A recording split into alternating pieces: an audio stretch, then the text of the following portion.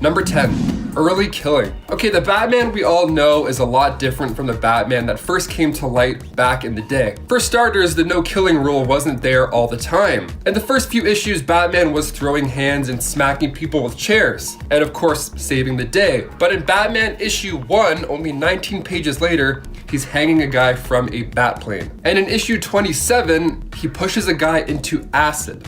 Like acid.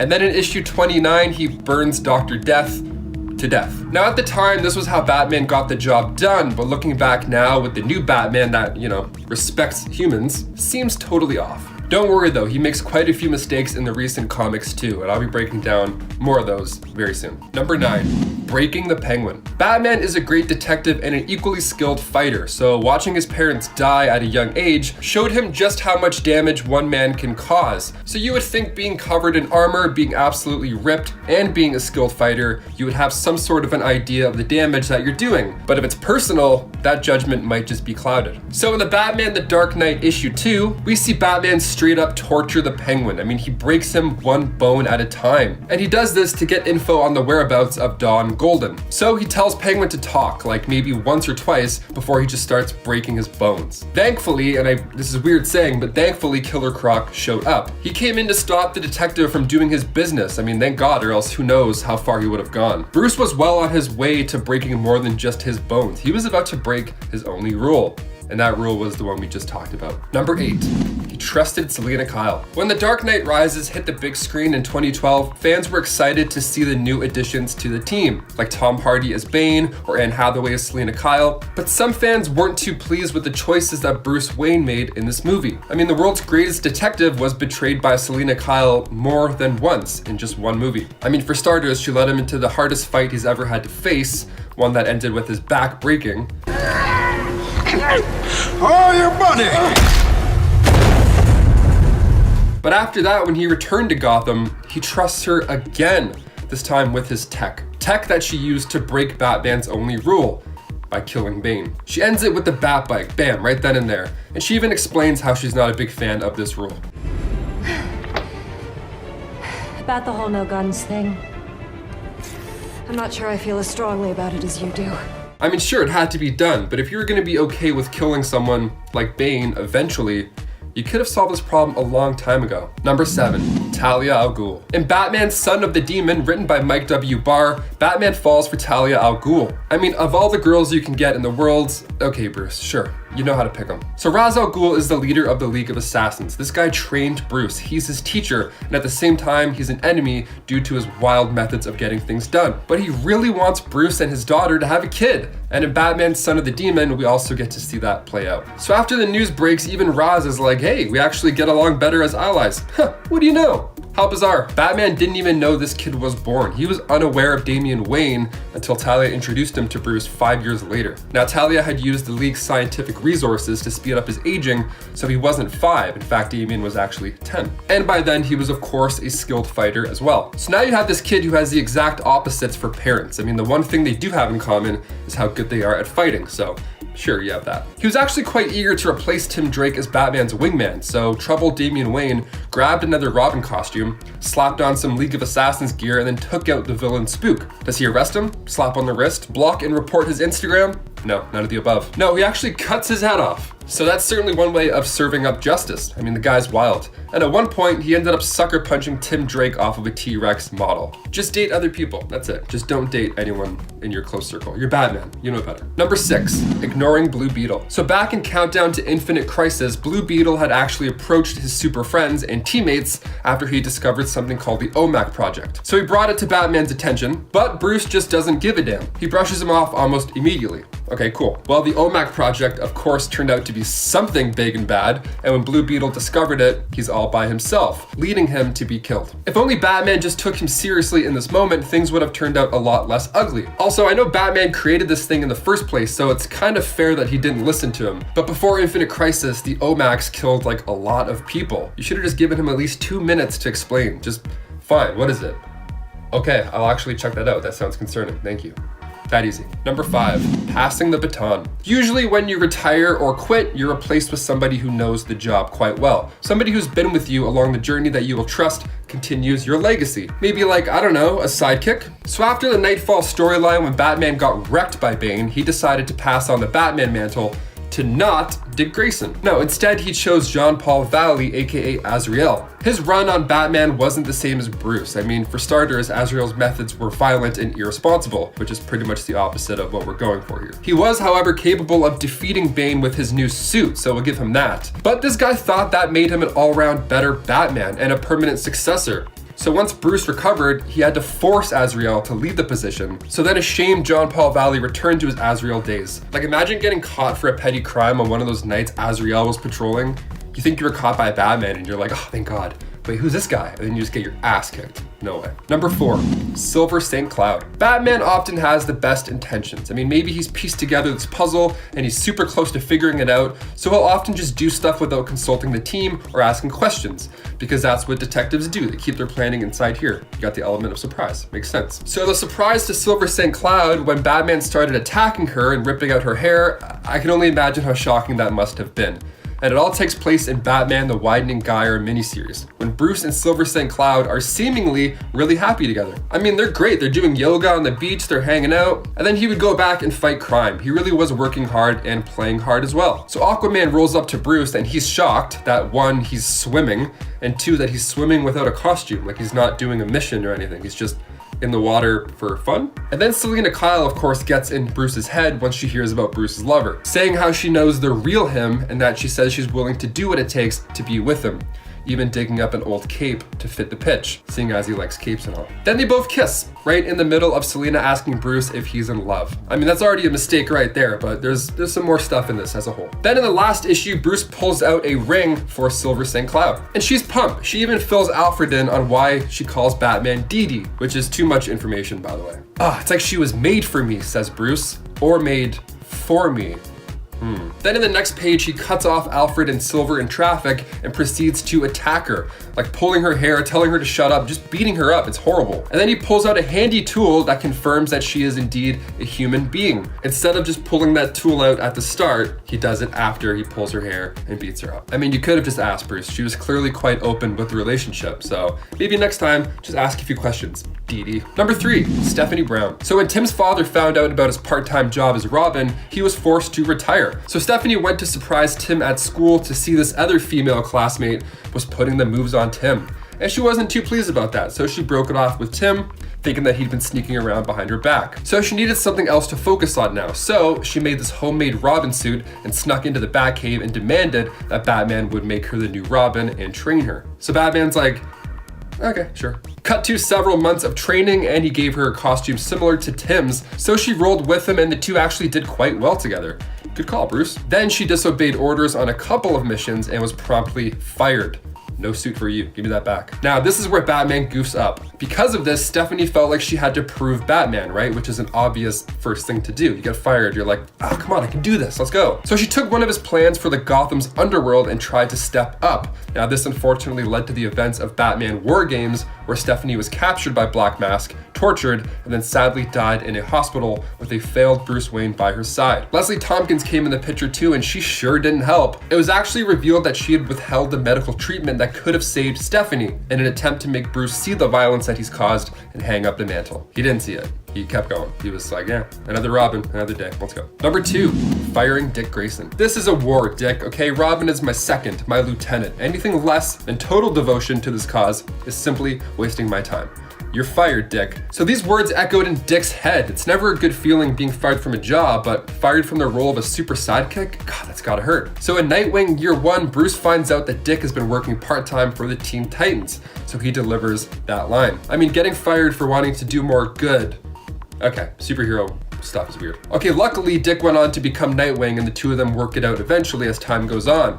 But I feel like we could have just saved a lot of time and heartache for this poor kid, especially if you ended up working together anyways. And finally, number 1, Jason Todd. He was the child of Willis and Catherine Todd, and post-crisis, Jason is known as impulsive, reckless, and full of rage. So Batman saw this and wanted him to channel that energy and be something better by becoming Robin. So we saw him stealing tires off the Batmobile and figured he was just this angry kid. Smart, yet angry. So Batman tried putting him in boarding school, but the school was actually a training ground for young criminals. And I didn't go to that school, are you kidding me? So it looks like Robin it is.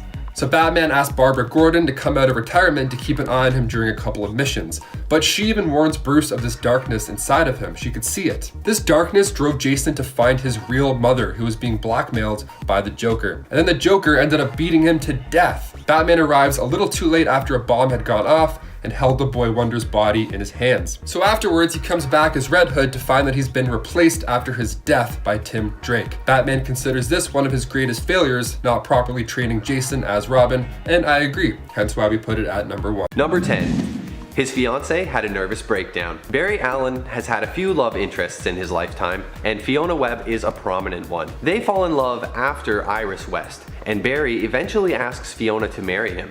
However, when their special day finally comes around, old Professor Zoom shows up and ruins everything. He almost succeeds in killing Fiona. When Barry is busy fighting Zoom as the Flash, he fails to show up at the altar in time, and Fiona thinks he's a runaway groom. The horror and stress of it all sends her over the edge, and she has a breakdown.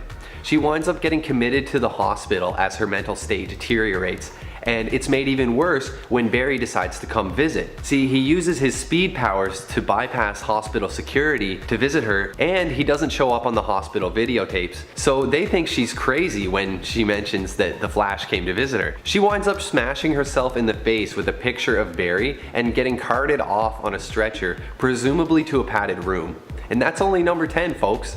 The Flash really has a rough time. Hey guys, if you like these videos and you want to see some more, make sure you take a second and hit that like button.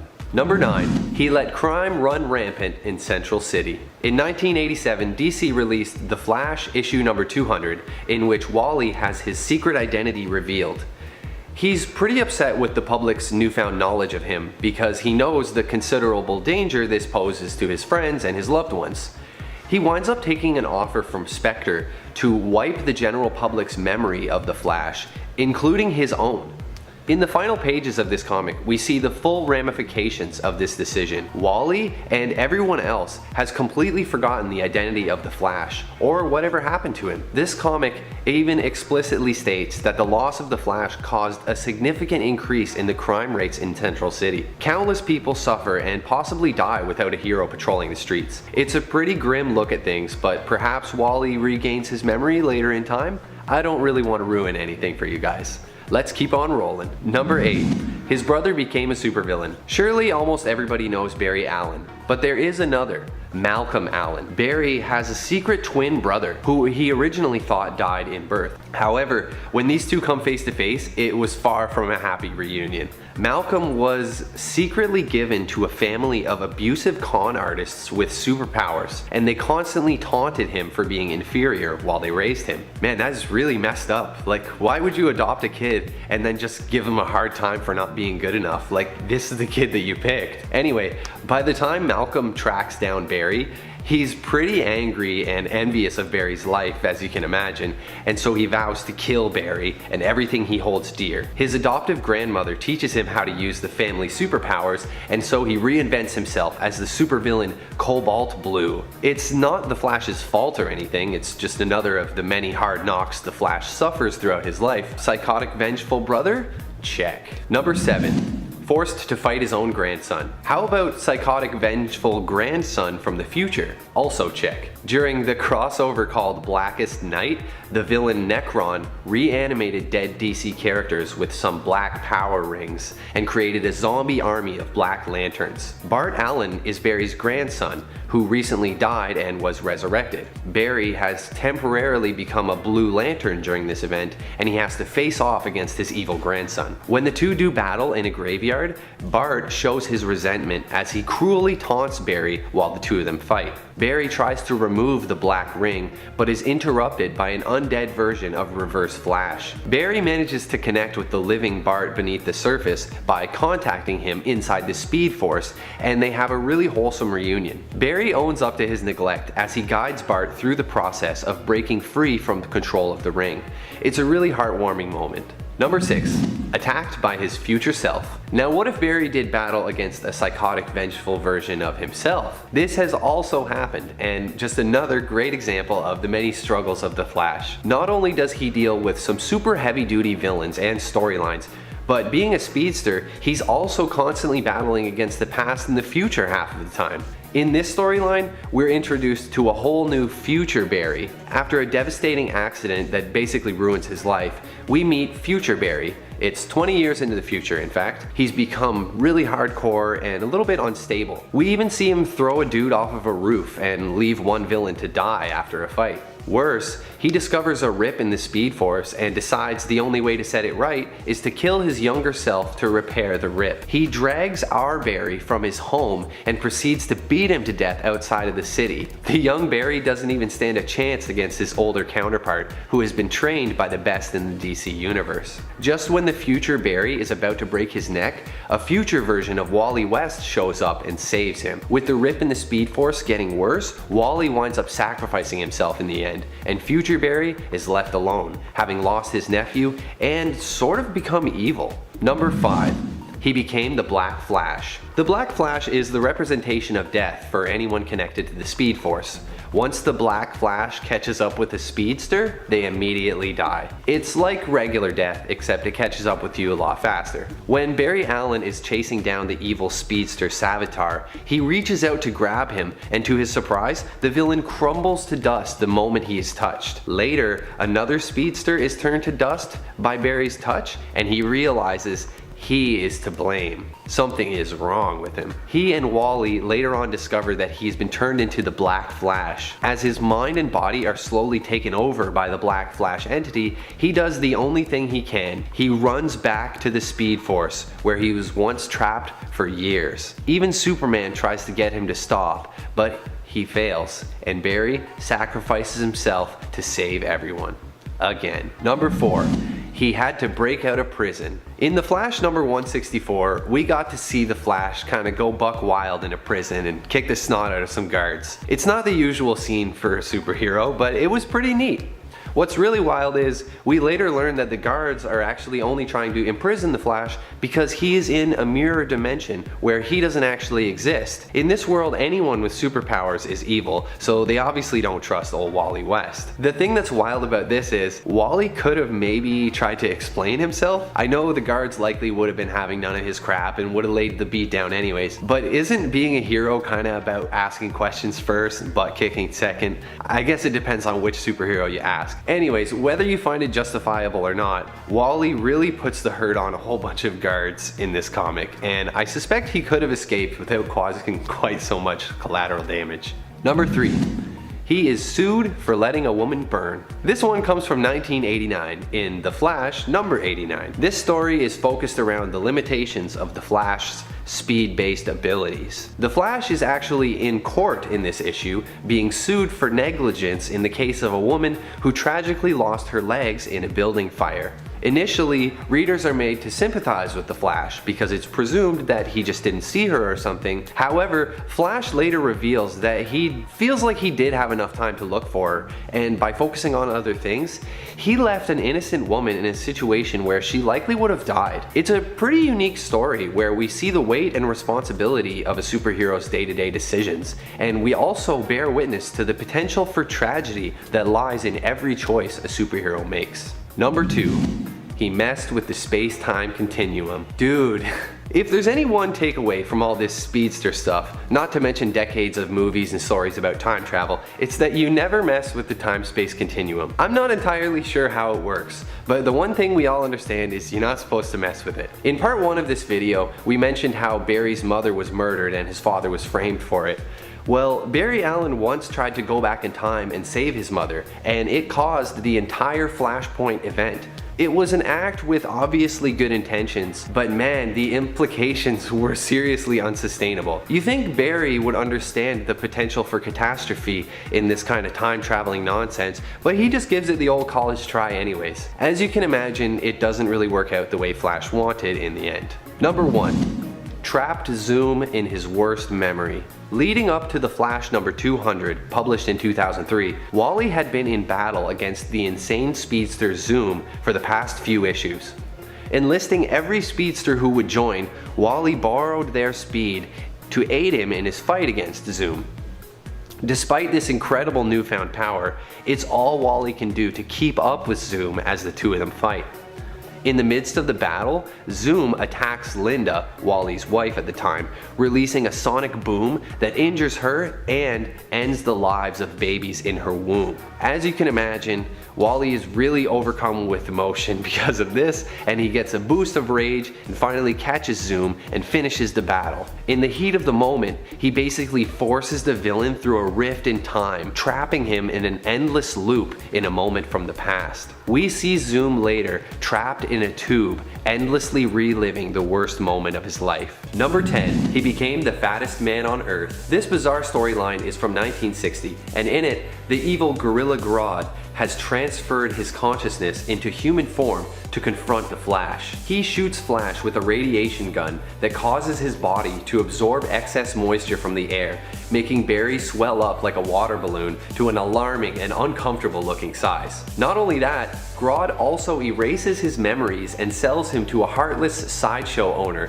who puts Barry on display and charges people to come and see the fattest man alive. I can only imagine how cringy it would be to try and read this story today and take it seriously. We get to see a deeply depressed Barry, exploited, embarrassed, and dejected, with little kids pointing and laughing at him. Thankfully, he does eventually recover his memory and his figure. Hey guys, if you like these videos and you want to see more, be sure to take a second and hit that like button. Number 9. His face was disfigured. Not everything on this list is cosmetic, but we'll get into the more emotional suffering later.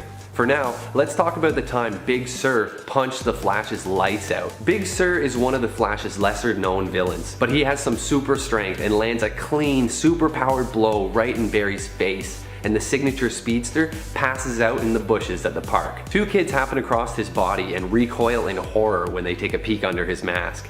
His face is so smashed up it's barely even recognizable.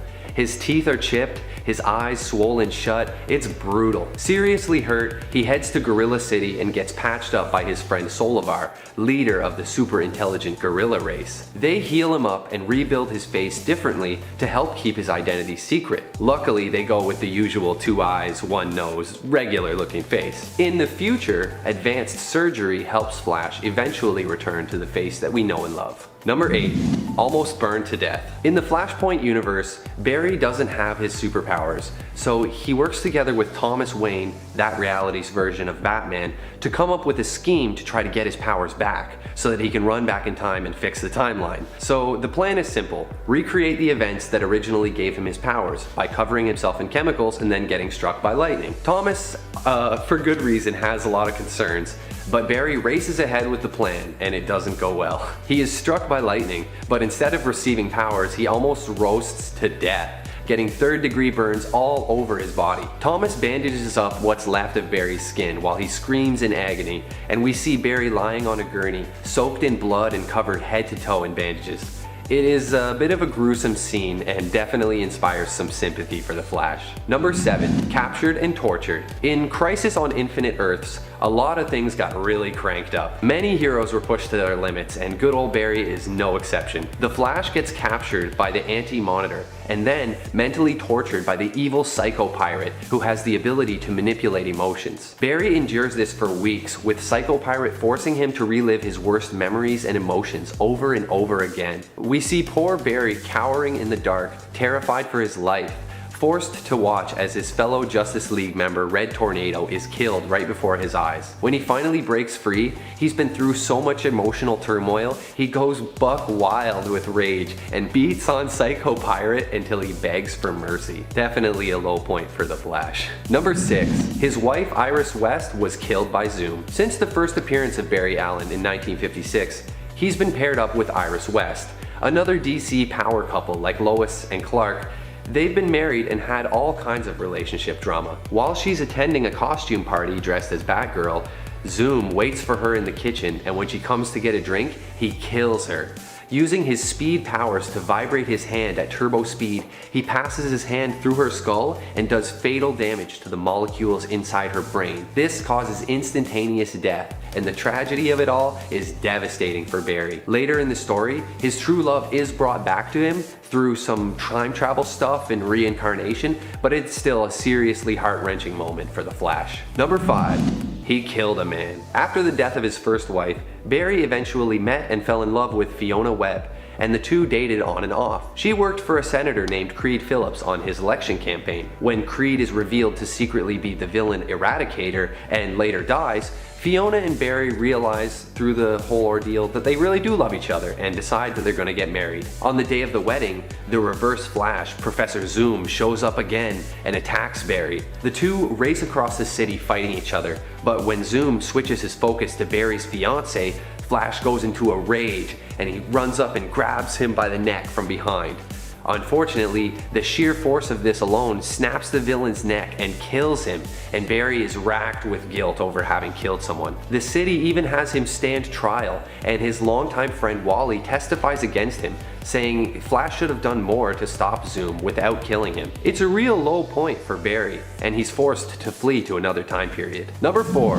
His nephew Wally died. If suffering all this physical and emotional pain wasn't bad enough, Barry has also seen the death of his beloved nephew Wally West. Wally and his aunt are driving, racing to stop Iris's brother from killing the Flash. They end up getting in a car crash on the way, and not wearing seatbelts, the results of the crash are pretty brutal. Iris is left permanently paralyzed and Wally is thrown from the vehicle. Barry arrives to see Wally's lifeless body on the road and Iris being loaded into an ambulance. Flash blames himself for not being able to stop the accident, and the death of Wally sends him into a dark period of sadness and guilt. Number 3. Parents dead. Things weren't always this way. Maybe it was the success of Superman or Batman stories, but either way, when DC rewrote the Flash's backstory in Rebirth, they gave him the old cliche tragic past. In this new version of his history, his mother Nora is brutally murdered when he's a child. Not only that, his father is wrongfully sent to prison for the crime. And if that wasn't bad enough, his father dies in prison before he can be proved innocent, and the Flash goes through it all alone. It's only later in life that he learns it was the Reverse Flash, Professor Zoom, that murdered Nora and framed his father Henry for the crime to ruin Barry's life. Ironically, the plan backfires, and these events lead to Barry becoming a forensic scientist for the police and then later becoming the hero known as the Flash. Number 2. Returns to the past and allows his mother's death. Alright, we've seen a lot of stuff. How could it possibly be worse? Well, one time, Barry woke up in an alternate reality where his mother is still alive. In the Flashpoint universe, his mother is alive and his father was never framed for murder. It sounds great and Barry gets a nice touching reunion, but there's actually a bunch of other stuff in this universe that's different too. Like Bruce Wayne was killed instead of his parents. On top of that, in this universe, Wonder Woman and Aquaman have basically caused a huge war in Europe, causing massive destruction and devastation. Barry decides he needs to reset the timeline, even though it means losing his mother again. Barry does do the heroic thing in the end and sacrifices his own happiness to put everything back to normal. Number 1. Sacrificed himself to save the multiverse. In the crossover event Crisis on Infinite Earths, Barry makes the ultimate sacrifice: his own life. The Anti-Monitor has constructed a giant antimatter cannon to destroy the various Earths, and Barry does what he has to do to stop it. He runs against the antimatter to destroy the weapon, running so fast he's going back through time, reliving his memories as his body disintegrates. The pain becomes so intense at one point that he cries out for help with nobody to hear him. He reminds himself that there is always hope, and he keeps pushing even as his body is breaking down completely. He leaves us with a final message: that we must save the world, and Barry Allen dies a hero. This version of him anyways. Kicking off the list at number 10, Souvenir Symbiote. So during the events of 1984's Secret Wars, Spidey came across a symbiote while on Battleworld. In issue 7, Spider-Woman makes her grand entrance, and Peter Parker reacts in his usual manner. I mean, one of his first thoughts is to sue her for infringing on his shtick, but he clocks that she just tossed a boulder as easily as he could, so maybe there's more behind her than meets the eye. In the next issue, he gets an up-close personal look at this new black suit Spider-Woman was rocking. And now we have a new costume for Spidey. And he loves it. He feels stronger, he feels quicker, and he's even impressed by the mechanics of the suit's ability to change. So while it all seemed like the perfect aid in this massive battle, Peter questioned why his new suit was so different after all. Oh well, he says, and then he returns to Earth with his new suit that just happens to activate his Spidey sense. And we all know that there was much more to this suit than we thought. You gotta leave things where you find them, Pete. You never know, they might just be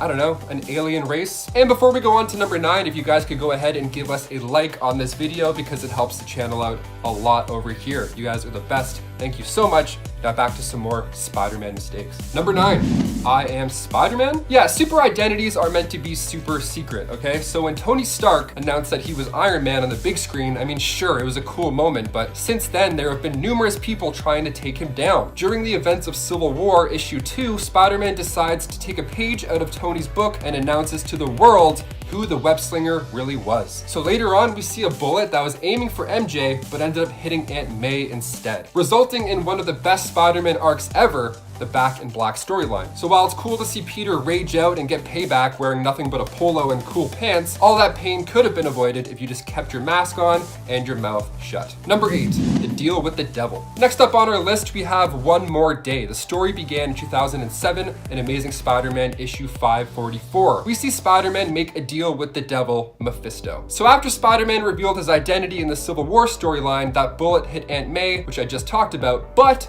that's not the end of it. Yeah, the devil shows up and offers a deal to Peter while Aunt May is currently dying from said bullet. So MJ adds to this massive pitch. So basically what ends up happening is that the world will forget about Peter's identity. Aunt May will live, but in order for that to happen, MJ and Peter never got married. Kind of like in Shrek 4, for all the 9 people that watch Shrek 4. So they hug one final time and MJ explains that their love was always meant to be and that whatever Mephisto does is unstoppable. And then poof, the deal is sealed. The next day, Peter's like, oh man, another uneventful night, just the way I like it. And that fast, all that backstory was just wiped out at the turn of one page. And readers at this point were also forced to suffer and join alongside this horrible end to this horrible deal. Number 7, homesick. So now is a time more than ever when we have to be careful about spreading any virus, right? So you would think when Peter gets bitten during, say, I don't know, a zombie apocalypse, he would stay as far away from his loved ones as possible. In Marvel's Zombies Army of Darkness, we see our heroes run into Ash Williams, traveler between worlds. And he's arrived with the Necronomicon warning him that the army of the dead will rise in this world. So Peter sees this firsthand beside Ash and he decides he's not going to let any more innocents die on his watch. And then in the next issue, after being bit himself,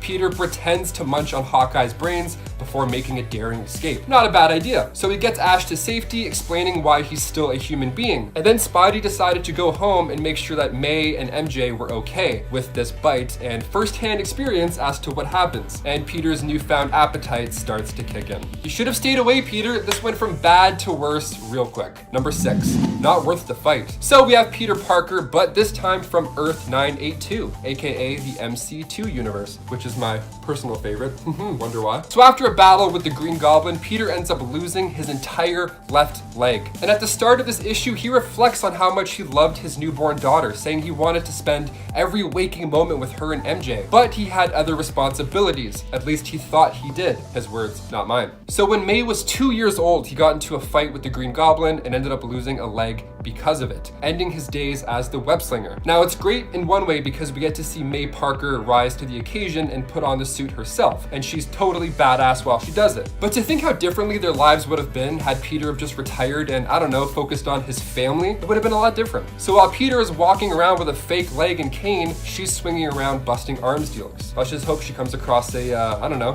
leg dealer. Number 5, too much fun. I mean, sure, saving people can be a blast, swinging through the air, doing flips, talking the entire time to bad guys, but when you find yourself totally comfortable in any job, that's when mistakes happen, when you're not paying full attention. And we see this unfold in a brutal way in Spider-Man issue 17, titled At the Hands of Thanos. So he's going over the mental checklist of things to do in his Spider-Man day, like pick up Mary Jane, and no, not that kind. Fill up on web fluid, you know, usual Spidey stuff. When suddenly a couple workers fall off the side of a building, Peter even acknowledges that this is just another walk in the park for him. He saves them, but the cooling machine falls and then explodes, sending Spider-Man hurling in the air, killing Peter Parker. Now, believe me, that sounds terrible and all, but it gets worse. Yeah. Death isn't the end, and especially in the world where Thanos is around. He meets Peter in the afterlife and makes him watch as a mother yells in agony over the loss of her child during that same explosion. Spider-Man. So not only did Spider-Man get himself killed trying to save the woman and her daughter, but he didn't even save the kid. I mean, maybe if you weren't so focused on the barbecue sauce, things would have turned out differently. I don't know. I'm just saying, I don't know. Number 4, a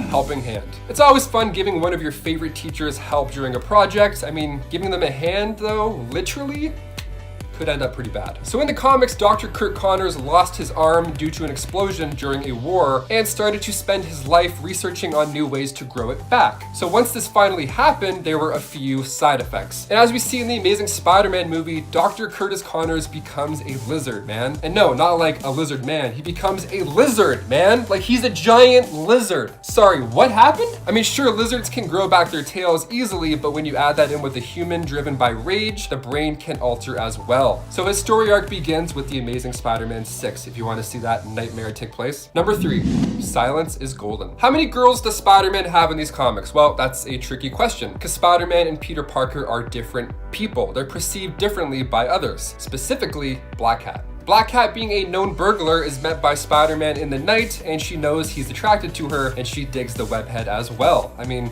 look at him, who doesn't? All that confidence, all that lankiness, you gotta. In Amazing Spider-Man issue 194, we see the two of them get pretty flirty and even exchange a kiss. But when Black Cat finds out who Spider-Man really is, she's actually less interested. Come on, Pete, you gotta play it cool. Be that mysterious guy. Number 2, the Spider or the Man. We now go to Amazing Spider-Man issue 100 back in 1963. The issue begins with Peter Parker wanting to dismiss his abilities. I mean, I'll take them off your hands gladly if you wanna just, toss those to the side, sure. So he thinks it's a great idea to drink the solution that he's had that would get rid of his superpowers. Just in case he wanted to, I don't know, get rid of superpowers for some reason. For Gwen, he says, before downing the mix. And as you could have guessed, it doesn't work at all. Well, kind of. I mean, he grows 4 extra arms, so, take that what you will. Not like this, he says. Oh yeah, homemade vaccine for the win. And finally, number 1, not my problem. In a list full of mistakes, I think it's only fair to end on the mistake that haunts Peter the most. After letting a thug out of his sights, that thug ended up being the one to take his Uncle Ben's life. So not only did Peter, of course, feel saddened by this tremendous loss, especially not having parents in the first place, but he was responsible for letting this thug get away, and he honestly just let it happen. And it all takes place in Amazing Fantasy issue 15. Oh yeah, we see this mess go down right here. So after a police officer asks Spider-Man why he let the crook get in an elevator and make a break for it, Spider-Man responds in a sassy way with, "Sorry, pal, that's your job. I'm through being pushed around by anyone. From now on, I just look out for number 1. That means me." Sounds like a great plan, Pete. So how did that end up again? Well, kicking off the list at number 10, firing Robin. This is a war, Dick. Robin is my second, my lieutenant. Anything less than total devotion to the cause is simply wasting my time. I'll say it again. You're fired, Dick. Get out of my cave.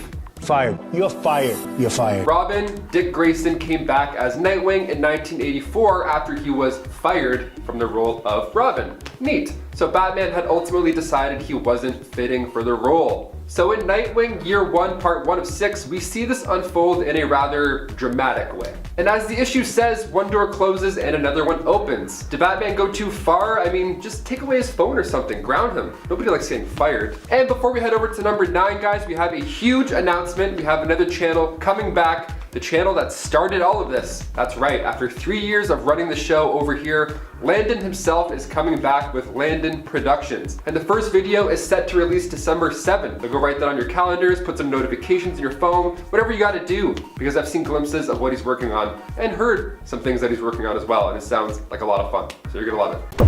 Is the Canada Goose gonna take it on? I'm on top like I'm goddamn Mario, right? I'm just Not today. Maybe tomorrow. Okay, is this real life right now? Okay, back to the list. Number 9, addressing the Mandarin. Okay guys, off the bat, I'm gonna say it. Never give out personal information, whether it's online or in person. Just don't do it, doesn't matter. The amount of times my aunts almost get scammed by these fake emails, it's wild. So when it comes to super terrorists, never give away your address to those. That's definitely the top of the list on who to not give your info away to. So in Iron Man 3, we see Tony Stark and he's a little upset. I mean, the Mandarin attacks are responsible for somebody close to him getting hurt, and that somebody being Happy Hogan. who is not so happy at the moment. So Tony Stark decides he's got a few choice words for the man responsible. And in his message to the Mandarin after visiting Happy in the hospital, Tony states how he's not afraid of the Mandarin and he in fact should just die. There's like news crews, people are on their phones, people are shouting World Star and stuff. Like, Tony, I get you're upset, but come on, man, this is going on Reddit, probably. So of course he gets attacked by the Mandarin at his house because, well yeah, what did you expect, my dude? And out of all the suits Tony has access to, I mean the Avengers 1 suit, that's amazing. The suitcase suit, which is still a better choice than the Mark 42. No, this guy gears up with a prototype suit and he gets wrecked. That attack sets up the entire film. Could have easily been avoided if you just didn't give your address out in the first place. Tony stank. Number 8, Flashpoint. Okay, so in August 2011, fans were treated to the work of Jeff Johns and Andy Kubert in a story that is now being turned into a major motion picture that we're all super excited for. And it's set to release sometime in the next few years. But what is Flashpoint? Why is it a big deal? Well, when Barry Allen decided to use his super speed to change history and save his mother, he accidentally entered a dark alternate future. One where Bruce Wayne never became Batman, but rather he was the one killed that fateful night. And then Wonder Woman's out here just cutting off heads and taking names. Like literally, she's legally taking names with the whole Aquaman wedding of war thing. And Superman's being held captive like a lab rat by the government. It's just all bad. And as soon as he arrives in this dystopian timeline, he can no longer even use the Speed Force. Ugh. So he meets up with a much different Batman and attempts to recreate the same accident that gave him his powers in the first place, almost dying during the failed attempt. Any plot with altered timelines makes me so stressed out. Like Santa Claus 3, when Jack Frost became Santa instead, and then everybody just sucks all of a sudden. It's like, can we go back please? This is depressing. Number 7, you shouldn't have gone for the head. Avengers Infinity War was 2.5 hours of Thanos just walking through the universe, just taking these Infinity Stones like nobody's business. There's a big climactic battle on Titan, Thanos' home world. And we have most of the Guardians. We have Spider-Man, Stark, and Doctor Strange. Quite the team. Quite the team. So this big plan unfolds and they finally have him. They have the Mad Titan in the perfect spot. He's all stretched out, ready to go. The gauntlet's sliding off. It's literally, it's coming off. And then in comes Quill, all upset because the love of his life got tossed off a cliff. Oh, we get it, jeez, come on. You're upset and that's fair, but you clearly know what this dude is able to do. He made your blaster turn into, well, bubbles, man. This is beyond you. Chris Pratt's acting in this scene is amazing, but this one moment just stuck in our heads on loop for that entire year we had to wait until Endgame. Just wondering what could have been. Instead, we got to rewatch the Avengers get dusted, all because Star-Lord, with a duster, got a little heated. I mean, Spider-Man, would it hurt to, like, I don't know, assess the situation and maybe just shoot one web? Like, you have the aim, we know this. Number 6, Stark and Romanoff hitting it off. So in the Ultimate Marvel Universe, they get a little close, the two of them, right? Closer than the MCU relationship, that's for sure. So Ultimates issue 3 opens with this beautiful shot. And the shot is all of the Ultimates just hanging out in Tony's mansion. And then in the background, there's like a sex tape. That's a, you know, usually I put on Spotify, but that's fine too, I guess. That's sex tape being Iron Man and Black Widow. So why? What's the deal here? Well, in the Ultimates 2, her and Iron Man dated and then of course got engaged. But it's all a lie. It's a lie. All a lie. She was trying to destroy the Avengers for the fall of the Soviet Union. That is until she's killed by Hawkeye. Jeez, imagine if this is how she went out in Endgame. That scene with her and Hawkeye could have been a little bit different. So after she's dead, the tape gets released. People are selling DVDs on the streets of like this whole thing. And it's just, you know, gross. People are selling DVDs of this on the streets of New York. It's wild. Come on, Stark. She's the best spy ever. You're the smartest guy ever. Figure it out. Number 5, not my problem. Okay, we've had to sit through this sad origin story of Peter Parker's life too many times now, but it never gets old somehow. This one's a classic oopsies that kickstarted Peter Parker's nightmare of a life. So after letting a thug out of his sights, that thug ended up being the one to take his Uncle Ben's life. Oops. So not only of course did Peter feel saddened by this close loss, especially not having parents in the first place, jeez, but he was the one responsible for letting that thug get away. He honestly just let it happen. And in Amazing Fantasy issue 15, we see this all unfold. So after a police officer asks Spider-Man why he let the crook get away in the elevator and make a break for it, Spider-Man responds with, "Sorry pal, that's your job. I'm through being pushed around by anyone. Haha, from now on, I just look out for number 1, and that means me." Number 4, literally anything with Lois Lane.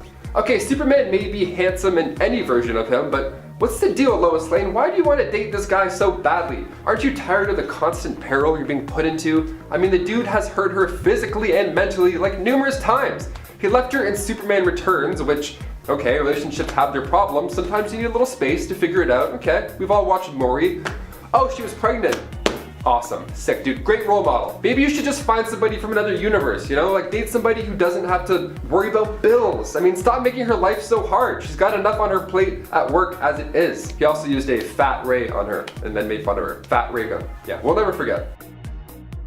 Number 3, I am Spider-Man. Super identities are meant to be secret identities. So if you stuck around until the very end of Spider-Man Far From Home, which you better have if you're watching this video, you were treated to a pretty sweet teaser for Peter's upcoming conflicts. We see J.K. Simmons reprise his role of J. Jonah Jameson as his face is front and center on a news billboard downtown in New York. Now, of course, we were happy to see him back in the Spider-Man universe, but he comes bearing bad news. He ends up showing leaked footage from the final battle with Mysterio, and in the footage we see him shout out Spider-Man by his secret identity, and a nice little photo op to go along with it. Now, this isn't the first time Peter's identity has been revealed to the world. In fact, in the Civil War comic storyline, he actually comes out and says it himself. You know, just support the Superhero Registration Act, all that jazz. Okay, fair. I guess that's fair. What's the worst that could happen, anywho? That's inspiring, kind of. I mean, this wasn't the best plan. I mean, now J. Jonah Jameson knows he's been paying Spider-Man, and then what comes next shouldn't surprise anyone.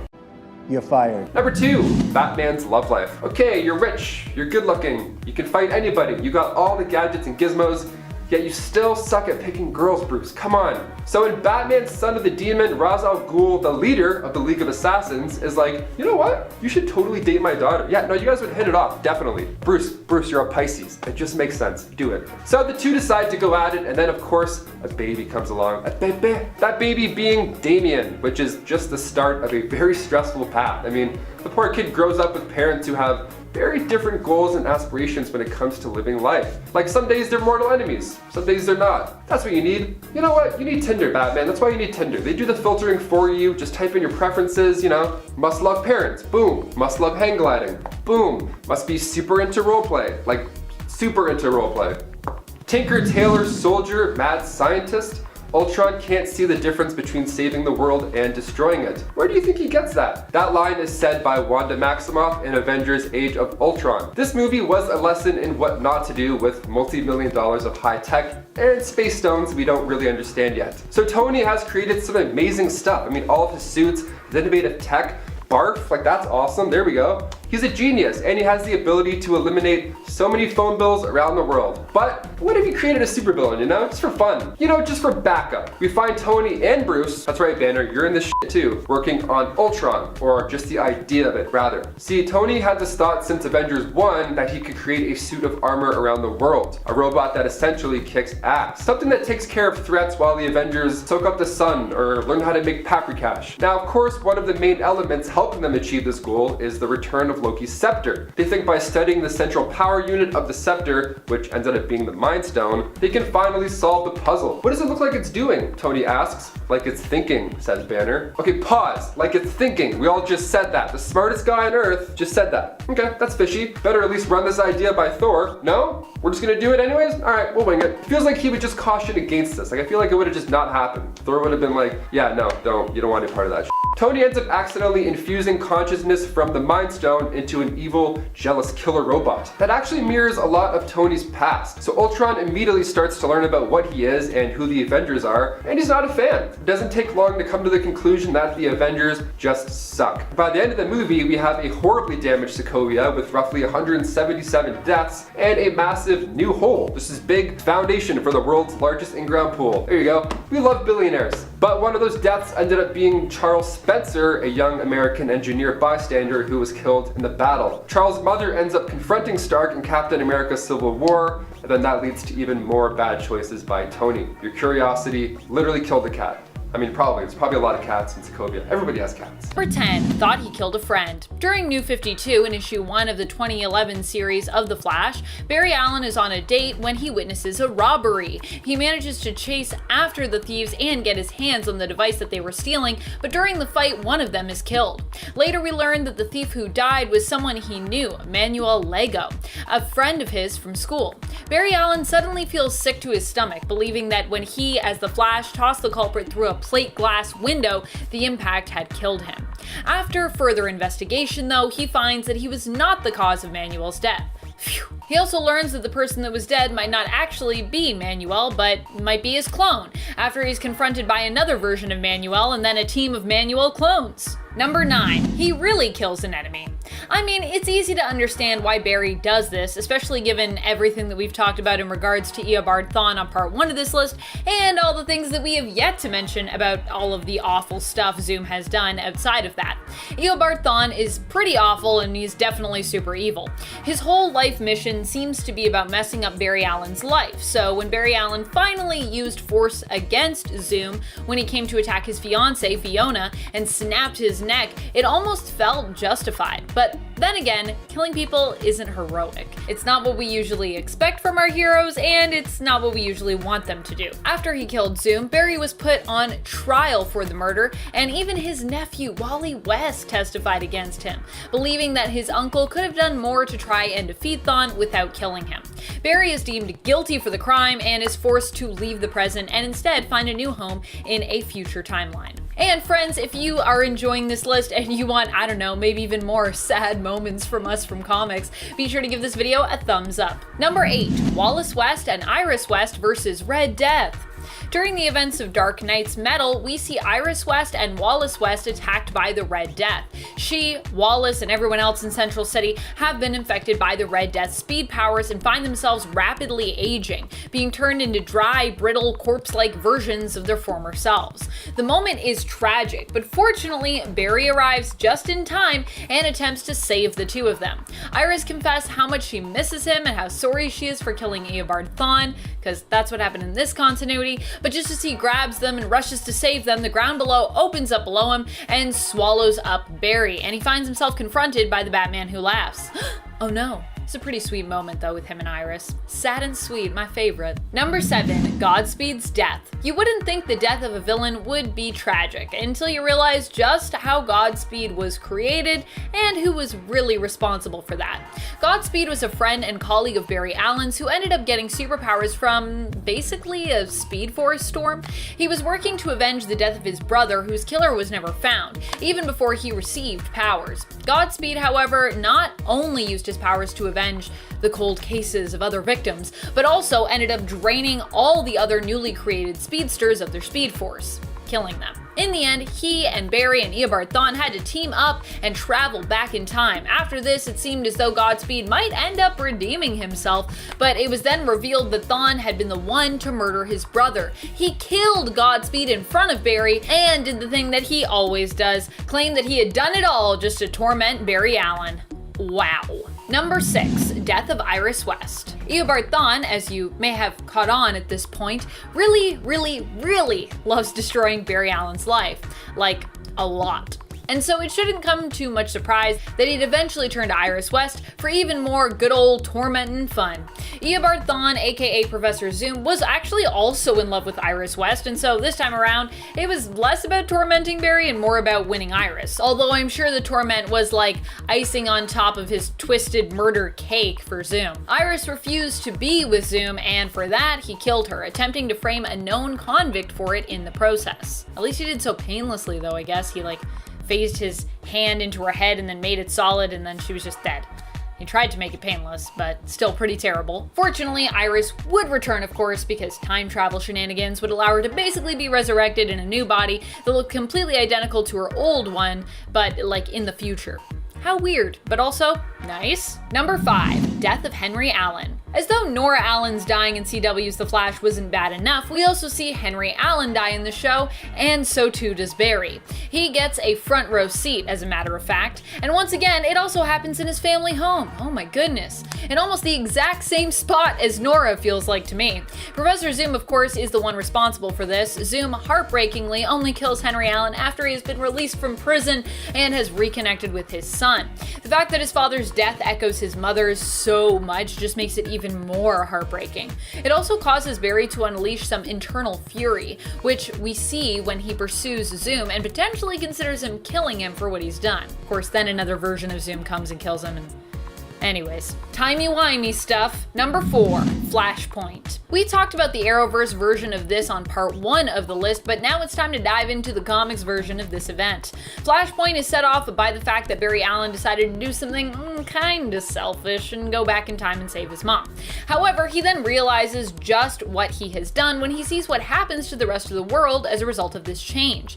Bruce Wayne ends up dead instead of his parents, making Thomas Wayne Batman and Martha Wayne the Joker in this new reality, and that's really just scratching the surface of how messed up the state of everything pretty much is in Flashpoint. Barry gets his powers restored so that he can fix all of this and everything that he messed up, and then of course is tearfully forced to say goodbye to his mother again! It's hard enough losing your mom once, but losing her twice when you know that she could in theory live and you'd saved her before must be impossibly sad. Like, geez, I feel so bad for Nora and Barry. It's so tragic. Number 3, Death of Nora West Allen. In the Arrowverse, Nora West Allen is the daughter of Barry Allen and Iris West. She ends up with her parents in the past. Later, she is forced to either give up her life or accept the negative Speed Force as becoming a permanent part of her, making her more like the rage-fueled Thawne. Nora acknowledges that all of this is happening as a result of her own mistakes and messing with the timeline, and of course, rather than give in to the dark side of the negative Speed Force, she chooses to simply let go. Despite the fact that her parents swear that they'll find a way to remove the negative Speed Force from her and really don't want her to let go. Nora knows, however, that this is impossible, and rather than let herself be corrupted by the negative Speed Force, she gives up her life. As Barry and Iris hug her in a tearful embrace, Nora West Allen fades away, allowing herself to be rewritten out of the timeline and wiped from existence. It's actually really sad. I feel like so many of these things in The Flash, when they happen, make me cry so much. Feel like sometimes I just need a good cry, I guess. Number 2, Iris West dies again! Yep, as if the love of his life dying once wasn't bad enough, even after Barry and Iris are reunited in the 30th century, Crisis on Infinite Earths comes a knockin', prepared to mess up everything for the happy couple, and well, just about everybody else besides. In the events leading up to Crisis on Infinite Earths, Barry found his new home threatened. He does his best to save his Earth and Iris, but this time around, he doesn't win the day like he usually does, and instead he fails. As if that wasn't bad enough, this also set him on a course racing towards his own death in what was yet to come. Number 1, Crisis on Infinite Earths.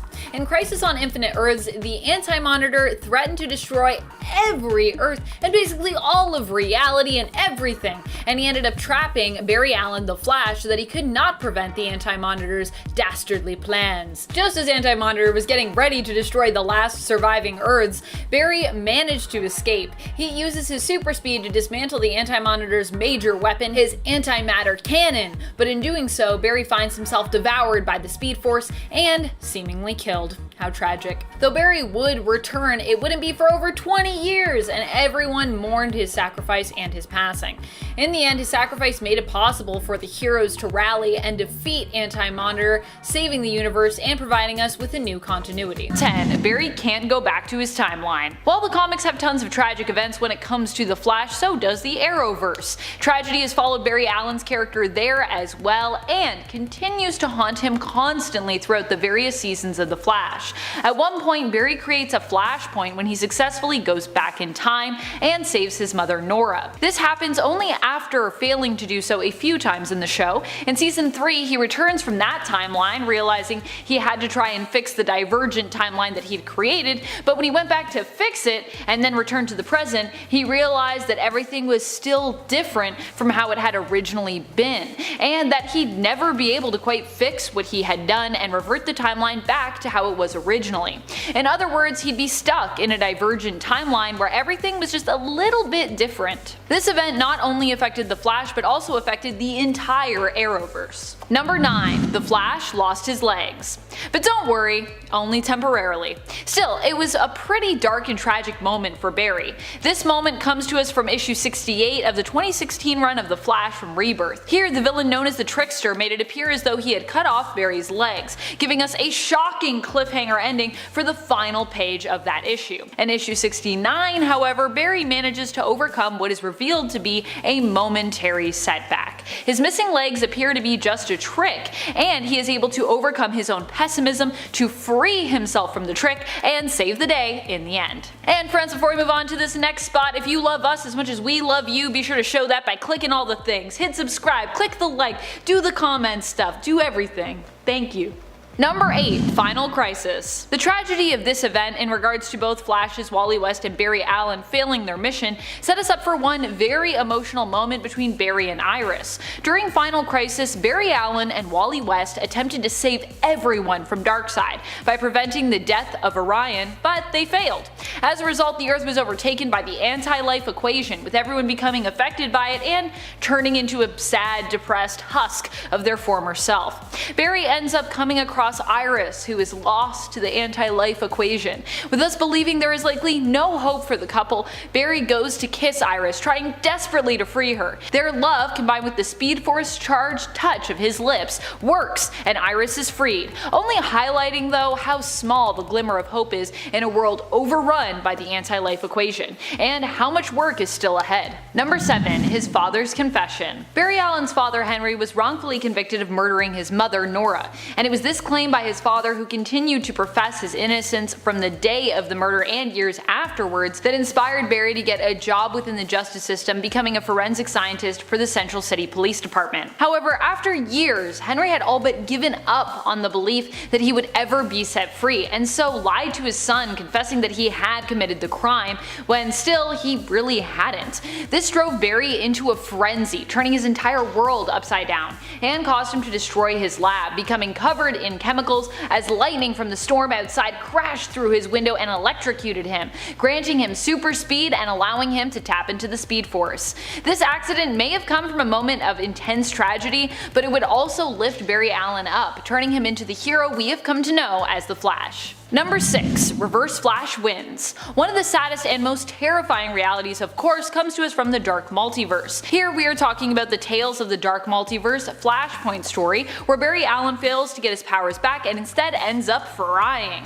This allows Eobard Thawne to win the day, and so Reverse Flash ends up replacing Barry Allen as the Flash. Barry's attempt here to regain his powers instead created something new, a darker timeline, a divergence, a dark Flashpoint. This version of the Flash, Thawne's version, uses his power to defeat all the heroes in the current timeline he arrives in, manipulate the President of the United States into being his puppet, and tortures the Batman of that timeline, Thomas Wayne, with the knowledge that he, Thawne, could fix the world and put it back to normal if he wanted to, but that he doesn't want to do that. He confesses that he enjoys keeping Thomas around because Batman was aware of the way things should be, but knew how hopeless fixing everything was now that Barry was dead. Of course, in the end, he does kind of fix it for Thomas, because he's like, I'm gonna save his family just to see what'll happen, but it's not in a good way. It's not helping him in a good way, I don't think. Number 5. Everyone Forgets Wally. This was a series of tragic moments that also ended up leading to one of the most emotionally charged moments in comic book history. After the events of Flashpoint, Wally West became trapped outside the timeline, only able to peer into it through the Speed Force. Stuck in the Speed Force, Wally ventured around Earth looking for anyone who might recognize him, but no one had any memories of the Speedster, and so, alas, no one did recognize him. In the end, Wally found Barry and said his final goodbye to the seemingly confused hero, preparing himself to disappear permanently from existence. But then suddenly, Barry remembered Wally and was able to pull him back into the timeline and into existence. Not only did this moment make us all cry tears of joy at the two reconnecting, but the whole journey up to this moment was particularly sad and tragic, just tears all around. Number 4. Death of Bart Allen. Bart Allen was the time-displaced grandson of Barry Allen, who started off in the comics as Impulse before becoming the Flash sidekick sidekick Kid Flash until he eventually took over for Wally West as the Flash. Bart died without even having superpowers, sacrificing himself to save others as Flashes so often do. After becoming depowered, Bart pretended to still have his super speed in order to distract a group of villains known as the Rogues, long enough for his girlfriend to disarm the device that had depowered him and also threatened to blow up all of Los Angeles.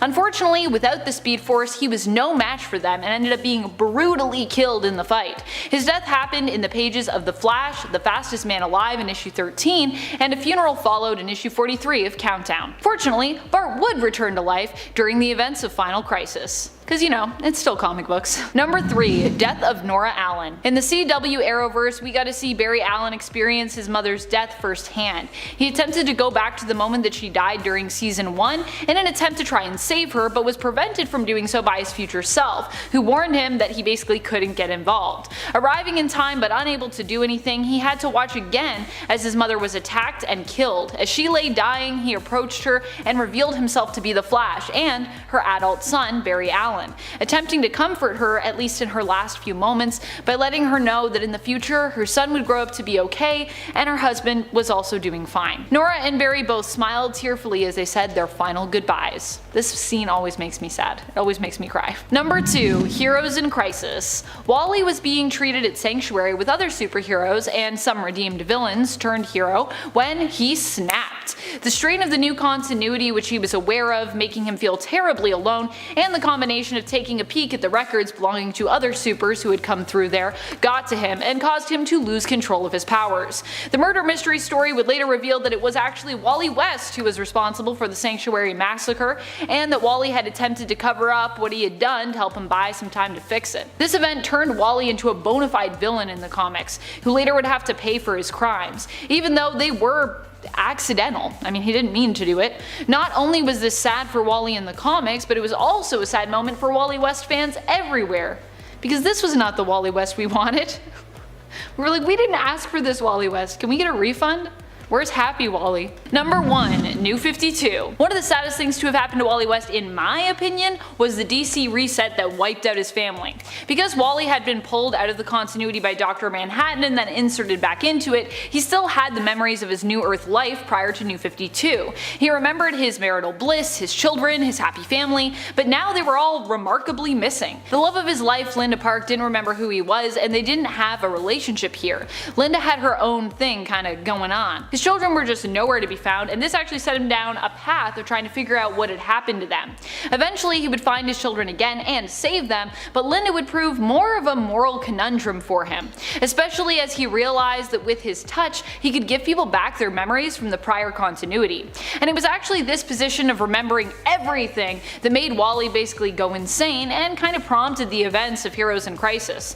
While that was tragic, I think living in a displaced continuity where you feel completely out of place is even more sad. And at 10 is Iron Man gives out his address. Starting off this list with a bad choice made in the MCU, we have Tony Stark in Iron Man 3 giving out his home address to terrorists. Okay, so Tony, who's threatened by a terrorist named the Mandarin on national TV, decides to call Mandarin's bluff and gives him his home address. And he's like, yeah, whatever, nothing gonna happen, cause lols, I just made a fool out of this guy. Nope, you didn't. Mandarin's Goonies then show up in helicopters and destroy the place, and almost kill Pepper. Maybe he just like low-key wanted to get rid of Gwyneth Paltrow. Kinda don't blame him. And at number 9 is Thor's clone. During Civil War, Tony Stark and Reed Richards, aka Mr. Fantastic, made a clone of Thor that ended up killing Goliath and almost all of the rest of the Secret Avengers and anti-registration heroes. Until Sue Storm stepped in, that is. All this happened because Thor was MIA during Civil War, and Tony was like, I don't know, maybe we should clone him with this strand of hair I have of his for no particular reason. Right. And this Thor was a cyborg clone who, once defeated, had its bits and pieces kept, which Reed then decided to later operate on, which then would return during Secret Invasion. Good stuff, guys. And at number 8 is Hank Pym deals with stress poorly. Hank has a history of suffering from some mental health issues, and this has sometimes caused him to react in some negative ways, putting his butt on the line with other heroes. He's also frequently suffered from feeling inadequate compared to the other Avengers, and this caused him a ton of stress, which is pretty damn fair. It's hard being a hero. During one fight with an opponent named Elf Queen, Hank had a breakdown and started attacking her with his Yellow Jacket biostings. That is, after the conflict had already been resolved. Feeling super weird about it, Captain America instigated a court-martial hearing against him, and as you can imagine, that didn't really go over too well with Hank. And at number 7 is Spider-Man in the black spider suit. While Peter Parker's symbiote costume is a fan favorite, how he acquired it and the aftermath it led to was a bit of a bad choice on Parker's part. So in 1984's Secret Wars, Spider-Man's original costume was ruined in battle, and he just so happened to discover an alien machine he thought was a fabric replicator. Oh hey, this machine looks like it'll reconstruct a new suit for me. Definitely gonna trust this alien technology that I don't know anything about and just hope for the best. And guess what? It was actually an alien life form who wanted to bond with him, and got tighter once it figured out that Peter wanted it removed. And at 6 is Hal Jordan murders all of the Corps. So while we've talked a lot about the Death of Superman arc from 1992 in our other list, it's actually far more complex than just Clark and Doomsday having a punching match. There's a bunch of other villains who try to take over Earth after Clark has fallen, and in this process Coast City, which was Hal's home city, is destroyed along with its 7 million inhabitants. So Hal tries to recreate the city with his ring, but the Guardians are like, hey dude, that's using your ring for personal gain. So they put him on trial, and Hal's like, are you kidding me? And loses it, and kills almost everyone from the Corps. Maybe not the best way to deal with your grief here, buddy. And at 5 is Ozymandias tries to kill Dr. Manhattan. Part of Adrian Veidt's master plan in Watchmen was to kill Dr. Manhattan. So how do you kill a god? Well, he attempted to lure him into a trap that recreated the process that John Osterman went through when he was initially transformed into Manhattan. And the trap worked, except the good doctor was able to reassemble himself almost immediately. I mean, it was the first trick he learned after all. Although Adrian still managed to succeed in his overall plan, if Manhattan ever decided to come back to Earth, well,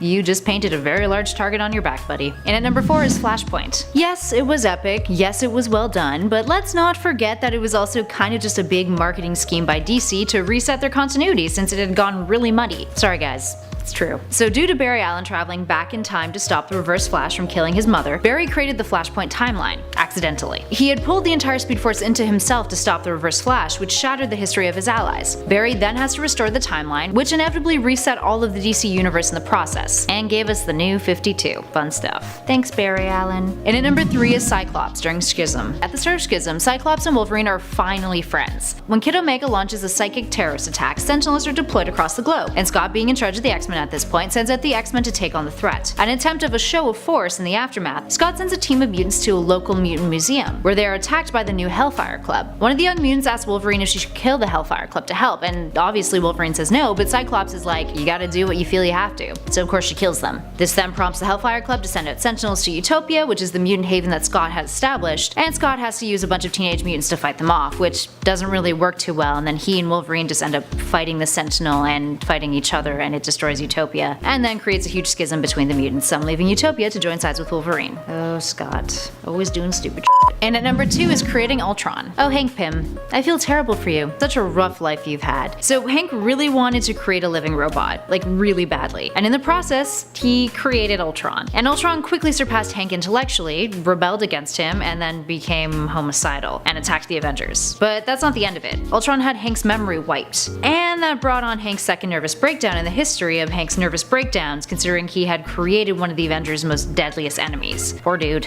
And finally at number 1 we've got the Justice League and Identity Crisis. We're finishing off our list with the collectively bad decision made by almost the entirety of the Justice League and the Identity Crisis 7-issue limited series back in 2004. The story deals with the elongated man's wife, Sue Dibney, and her murder, by whom the group assumed was committed by Dr. Light. Throughout the course of the story, it's revealed that Sue was once raped by Dr. Light up in the JLA satellite headquarters. And how does the JLA deal with this? Let's just try to cover it up by mind-wiping Dr. Light with Zatanna's powers. Then Batman finds out and is like, are you guys f***ing serious? This isn't how we should handle this. You know, like a natural response to something this big of a deal. And then the group is like, let's maybe just like mind-wipe Bruce too? Yeah. Real effective solution there, guys. Number 10. Batman almost marries a villain. Almost. So close. Almost. I'm not talking about Catwoman either, who admittedly is more anti-hero than anything if we really had to categorize her. Batman once almost became engaged to Jezebel Jet. She was a model who came from money and played a bit of cat and mouse with Bruce originally, not accepting his offer to take her out, remarking that she had really no interest in being another notch on his bedpost. However, the two would run into one another while skiing and decided to start seeing one another. Jezebel was almost deterred from continuing the relationship as Bruce seemed too distant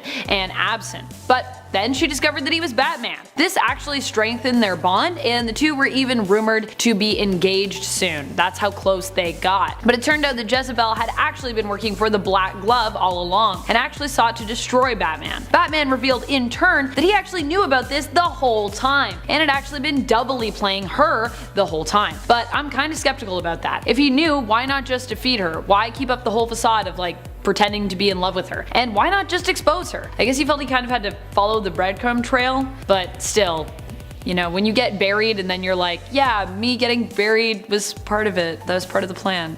I'm wondering. I'm curious. Number 9. Peter Parker gets fired. Spider-Man being Tony Stark's fanboy somewhat extends to the comics. We saw an example of this when Spider-Man decided to publicly reveal his secret identity in the first Civil War storyline, which he did in support of the Superhero Registration Act, and in hopes of inspiring other supers to get registered and become heroes working for the government, tossing in his mask, so to speak, with Tony's side of the war. However, this quickly turned out to be a bad move for Peter, as J. Jonah Jameson was none too happy to discover that this meant he had been employing and paying Spider-Man, who he viewed as his nemesis, this whole time. He ended up firing Peter Parker as a result of his unmasking. Not a good move. Lost his job. Mistakes were made. Number 8. Captain America and Wolverine let Deadpool's family die.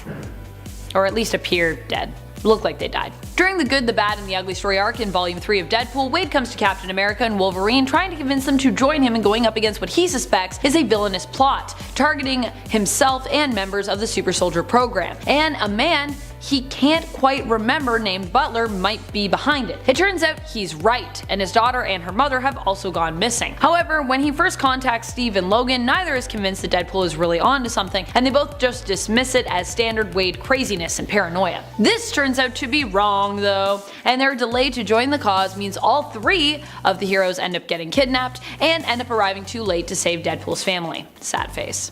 Or so it seems, or so it seems.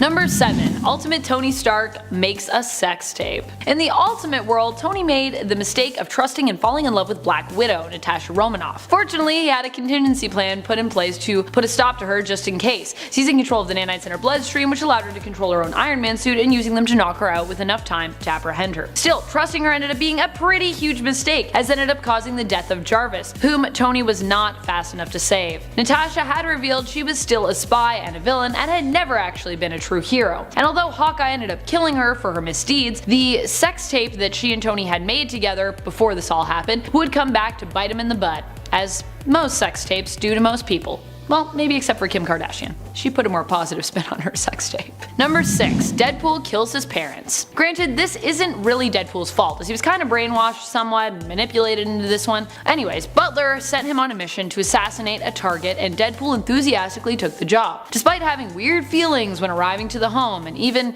having Sabretooth, who was actually in on the plot, still suggest that maybe it was a job Deadpool didn't necessarily have to do. But Deadpool was committed. After a fight with Alpha Flight, Deadpool returned home later in the evening. He recognized a room and the items in it, likely because these were his parents and that was his bedroom. But despite the weird feelings that he couldn't quite shake, he didn't remember his childhood home and his parents enough to bow out. He set the home ablaze while his parents slumbered peacefully upstairs, committing what he had set out to do and ultimately unintentionally killing his parents. Number 5. Spider-Man causes the death of Gwen Stacy. One of Spider-Man's saddest moments in the comics is likely when he caused the death of Gwen Stacy. During a battle with Green Goblin, Gwen is dropped onto the top of a bridge support and then subsequently knocked off of that. Spider-Man uses his webs to grab her leg before she can fall into the water, congratulating himself for saving his one true love as he pulls her up to safety. Unfortunately, his quick thinking wasn't enough to save Gwen. In fact, it looks as though in the panel that he may have actually caused her demise instead. The panel in which he catches her has in it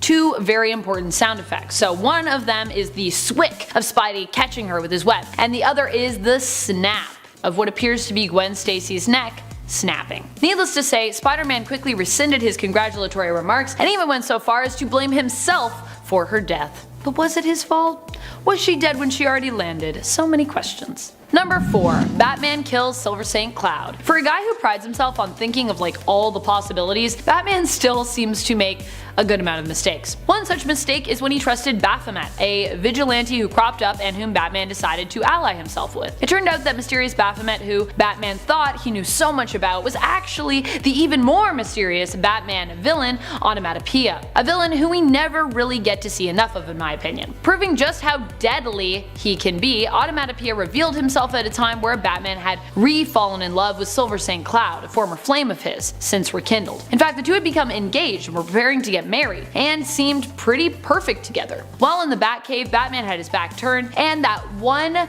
moment of dropping his guard led to Onomatopoeia's reveal as he killed Silver, slashing her neck open with a man. This is why Batman doesn't trust people. That's why he has so many issues. Number 3. Deadpool kills Agent Coulson. Deadpool is a hero who makes a lot of mistakes. Part of this boils down to being an anti-hero with a misguided moral compass, or really just a lack of moral compass entirely. He really wants to be good, but he just doesn't know how, so sometimes he relies on role models to help guide him. In this particular case, the role model he trusted was Captain America, and of course that is where it all went wrong for him. Captain America is usually pretty trustworthy, of course, so you might be wondering why Steve would possibly lead Deadpool astray. Well, during the events surrounding Secret Empire, Captain America's whole existence was kind of retconned, and it was revealed that he was actually a longtime sleeper agent for Hydra. Cap gave Deadpool a mission to kill Agent Coulson, and wanting to trust his idol, Wade accepted the mission without question. Tragically, this ended with Deadpool killing Agent Phil Coulson before Coulson could get the word out that Cap was up to something bad. Even more tragic, Deadpool was never given an explanation by the villainous Captain America as to why he had to kill Coulson. So he did it and then was just like, why did I have to do? Okay, I guess it was probably fine. Number 2. Kyle Rayner lets Alexandra DeWitt literally get fridged. Kyle Rayner was once a struggling graphic designer who ended up acquiring a Green Lantern ring by happenstance. It wasn't revealed to him at the time exactly why he'd been chosen. Regardless, Kyle chose to embrace his new role as hero and ran home to show his ex-girlfriend Alexandra, who he was living with at the time. Alexandra supported him, even encouraging him to redesign his costume after people mistook him for Hal Jordan, who had recently been known as Parallax and wasn't really in the people's good books at the time. She ended up being a huge help to him at a time where he was really struggling, and the two actually ended up resuming their romance because of all of this and getting back together. But Kyle failed Alex when she needed him most, and the villain Major Force ended up killing her while Kyle was away, stuffing her corpse in their apartment's fridge and leaving it for Kyle to find. And that's where the term fridging comes from when we're talking about that in comics, which refers to when women are mistreated in stories and misused, like how Alexandra was then kind of reduced to just being a symbol for revenge to Kyle. When women are just like little plot points as opposed to characters. You know what I mean? I don't blame you, I blame writers, but it's fine. Number 1. The Illuminati almost destroyed themselves and the world. The Illuminati is an organization that was intended to be a kind of secret superhero government. However, most of the members refused this course of action, and instead they just became a powerful group of heroes who share information in an attempt to combat global threats. They just basically hang out in the dark a lot. This group consists of Iron Man, Mr. Fantastic, Doctor Strange, Professor X, Black Bolt, and Namor. But for a group of heroes trying to make all the right calls for the world, they certainly make a lot of wrong ones. It's probably why Black Panther did not want to be a part of this team. One of the worst was when they elected to send Hulk off planet in order to protect the Earth, a controversial decision that ended up blowing up in their faces when Hulk returned, stronger than ever and pretty pissed at them, as Namor had predicted would happen. Namor actually didn't agree with the decision to banish Bruce from Earth. But Hulk was not so much angry at them for being banished, but more so for killing his wife. He blamed them for the death of Kyra, his wife, queen, and soon-to-be baby mama, because the ship he had traveled to the planet of Sakaar in had exploded, killing many, including her, and effectively kind of destroying the planet's surface itself. In the end, the Illuminati were not behind this destruction, but I think it is fair to blame them for basically causing World War Hulk with their bad decision making.